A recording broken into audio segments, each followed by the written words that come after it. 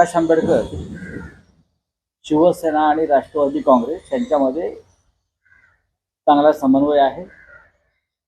प्रकाश आंबेडकर आणि उद्धव ठाकरे यांचा संवाद आहे. प्रकाश आंबेडकर आणि माननीय शरद पवार यांचाही संवाद आहे. महाविकास आघाडीमध्ये त्यांना स्थान राहावं यासाठी आमच्या चर्चा सुरू आहेत. इंडिया आघाडी हा पुढला विषय आहे. आम्ही महाराष्ट्राचा विचार करतो आहोत. महाराष्ट्रामध्ये 48 पैकी किमान 40 जागा आम्ही जिंकाव्यात. ही प्रकाश आंबेडकरांची भूमिका आहे, ही शरद पवार यांची भूमिका आहे, ही उद्धव ठाकरे यांची भूमिका आहे, ही राहुल गांधी यांची भूमिका आहे. त्याच्यामुळे वंचित बहुजन आघाडी आणि महाविकास आघाडी यांच्यामध्ये उत्तम समन्वय आहे आणि उत्तम चर्चा सुरू आहे. सर, जयंत पाटील भाजपामध्ये जाणे अशी चर्चा सुरू.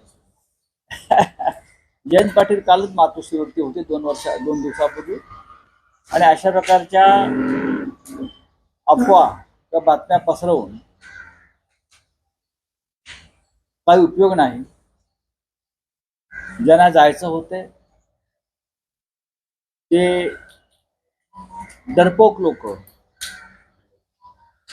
बेईमान लोक निघून गेले, आणि जे आता थांबले आहेत एका निष्ठेनं, मग ते शिवसेनेमध्ये असतील किंवा माननीय शरद पवार यांच्यासोबत असतील, त्यांना विविध आमिषे दाखवली जात आहेत, त्यांचा दबाव आणले जात आहेत. पण आता जे आहेत हे अत्यंत निष्ठावान आणि मर्द लोक आहेत. तेव्हा अशा प्रकारच्या अफवा पसरून काही गोंधळ वगैरे होणार नाही. 2024 विधानसभा, लोकसभा आम्ही सगळे एकत्र लढतो आहोत, आणि 2024ला कळेल नक्की कोण कुठे आहे. सर, तुम्ही एक वक्तव्य केलं होतं, त्याच्यानंतर अजितदादा असे बोलतात की सौम्य आणि गोम्यावर मी बोलत नाही.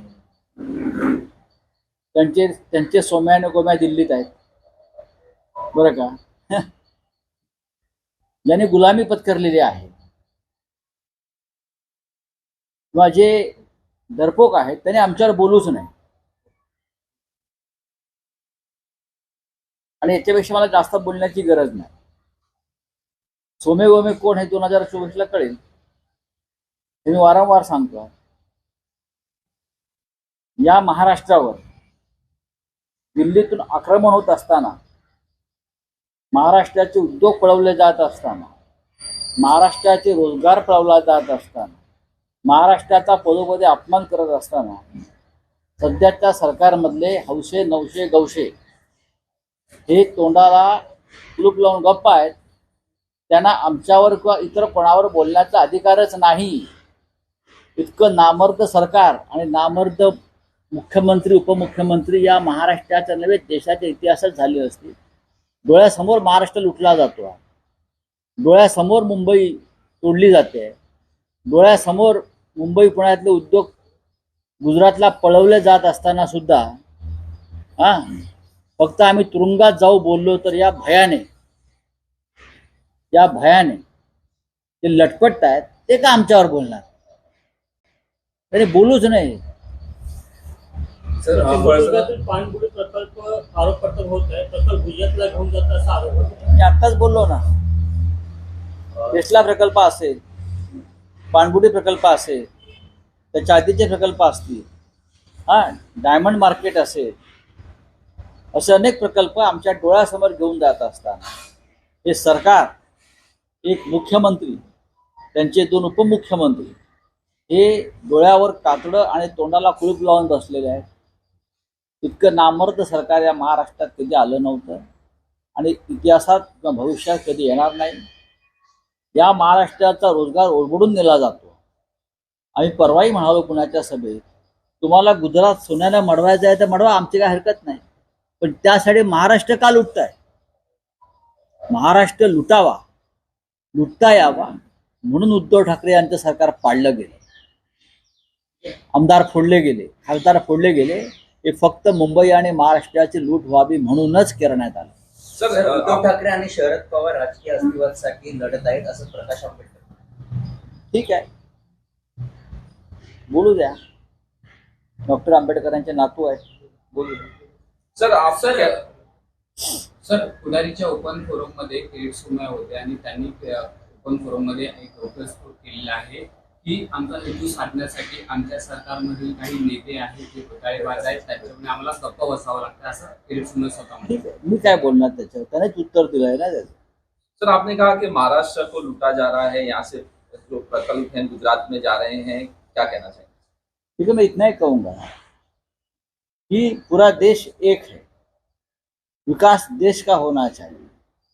प्रधानमंत्री पूरे देश के होते हैं, प्रधानमंत्री या गृह मंत्री पूरा देश का होता है, लेकिन जिस तरह से महाराष्ट्र से हो या और भी राज्यों से बड़ी बड़ी योजनाएं, बड़े बड़े प्रकल्प, उद्योग सिर्फ एक ही राज्य गुजरात में खींच कर लेके जा रहे हैं, उसे विकास नहीं कहता है, उसे कहते हैं डकैती।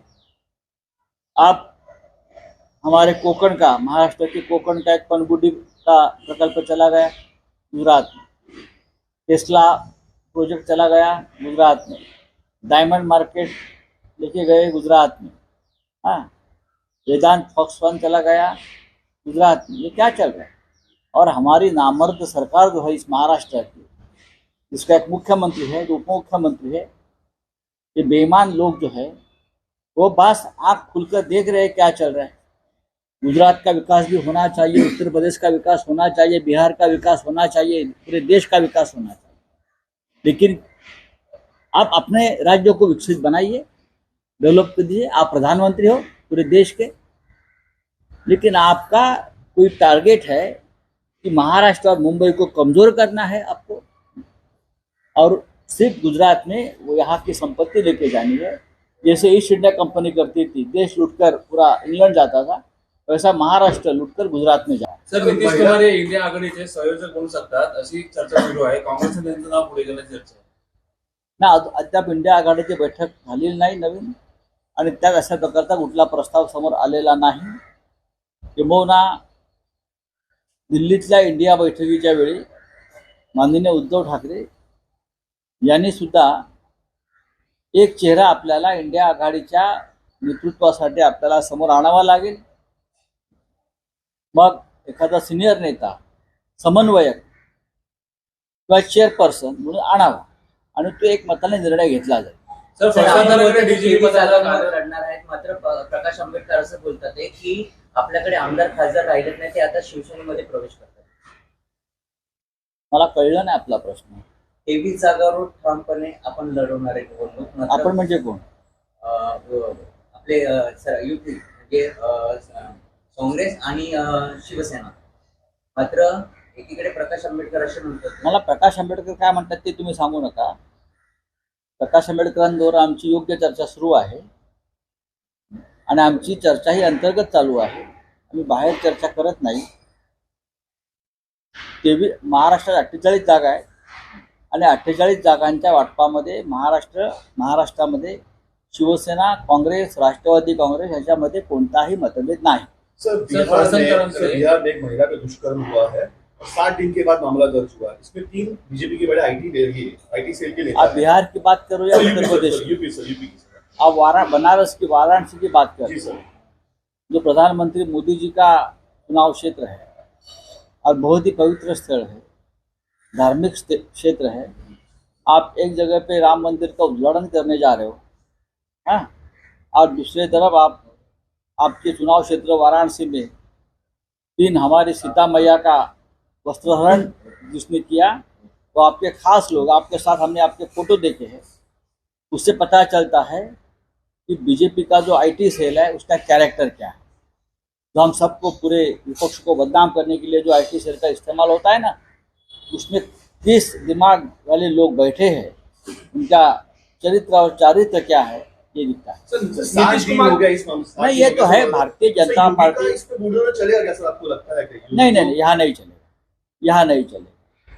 ये घर के चोर है ना, ये घर के लफंगे, घर के बलात्कारी है, उनके ऊपर कुछ नहीं। सर, नीतीश कुमार को सांसद बनाने की बात हो रही है। बात हो रही है ना, जब सामने प्रस्ताव आ जाएगा तब निर्णय लिया जाएगा। सर, प्रकाश आंबेडकर को लेकर डीजीपी प्रकाश आंबेडकर ने कहा कि आपसे तो बातचीत हो रही है, लेकिन कांग्रेस की तरफ से और बाकी लोगों की तरफ से कुछ सीट मुझे ऐसा नहीं है कांग्रेस पार्टी ने और राष्ट्रवादी कांग्रेस पार्टी ने भी प्रकाश आंबेडकर जी को महाविकास आघाड़ी में न्योता दिया है और उद्धव ठाकरे साहब को कहा है कि आप उनसे बातचीत करिए।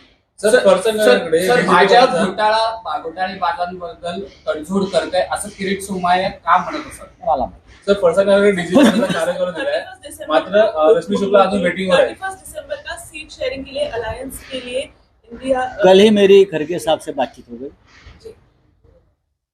उद्धव ठाकरे जी ने कहा था कि खड़गे साहब से बातचीत करिए एक बार, तो मेरी कल रात को बातचीत हो गई। खड़गे जी बेंगलोर में है, अब दिल्ली में आ जाएंगे। महाराष्ट्र में जो बातचीत करनी है उसके लिए खड़गे साहब ने एक हाई लेवल कमेटी की स्थापना की है, पहले उनसे बातचीत होगी, बाद में हम खड़गे साहब से और राहुल जी से बात करेंगे। अगर लगता है कि बातचीत करनी चाहिए तो बातचीत करेंगे।